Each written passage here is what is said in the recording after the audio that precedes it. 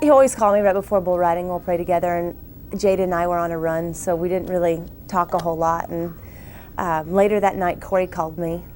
I knew since he had called me something was wrong, and he said, Mary, the bull stepped on Lee's head and he's got a decompressed skull fracture. So we flew out the next morning, and I just remember before we landed, God, why would you do this to me? I don't understand. And then the selfish, why would you do this to Lee? It's so unfair. And then you have the choice of, evidently, God, I'm gonna have to take care of things because this can't happen to my family. Or you have the choice of just saying, you know what, God, you're in control and you're gonna have to take care of us because I don't know what to do. The doctor that was on call Saturday ordered a CT scan. The words that he used was, he said the brain was mush. We have to get in there because the pressure and everything is just damaging the brain. And that was just devastating because you just wonder, he has a baby girl. Nobody will ever love her as much as her dad does. But then you keep holding on to those promises. You keep holding on to what you know the word says, that he's gonna take care of you, that he has a plan for you. He's a sovereign God, and he knows everything is perfect in his timing and in his way. And so you just keep standing on that. So that Thursday, though, the doctor sat down and he said, if his brain starts swelling again, there's nothing we can do. And so you're gonna have to make some decisions.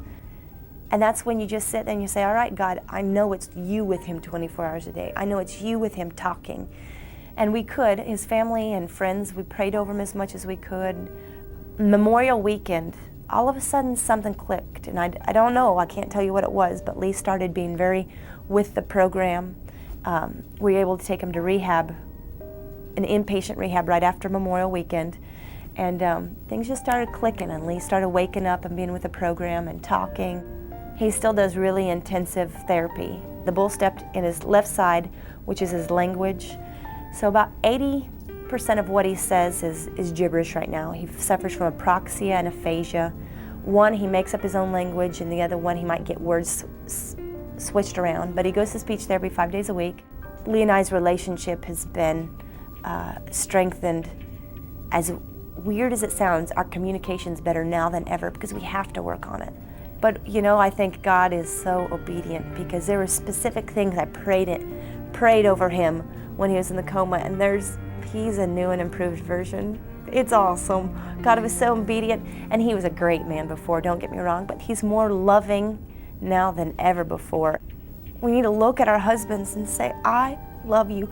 Thank you for choosing me. Thank you for building a relationship in front of God with me.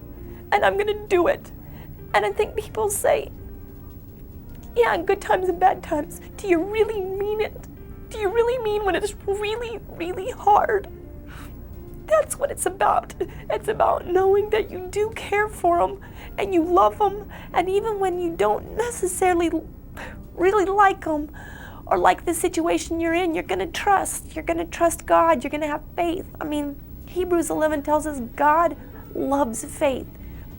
He just wants us to have faith in him, and he rewards us when we have faith in him. And when things are dark, he has taken care of everything. He has just been so faithful to us and our family, and I'm a different woman than I was 8 months ago, and I don't know how to say it. I'm grateful for that. I'm so thankful.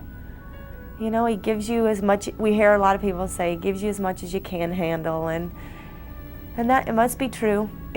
It's incredible to be able to work with Lee daily through his therapies and whatnot, and to know that it's awesome. It's awesome.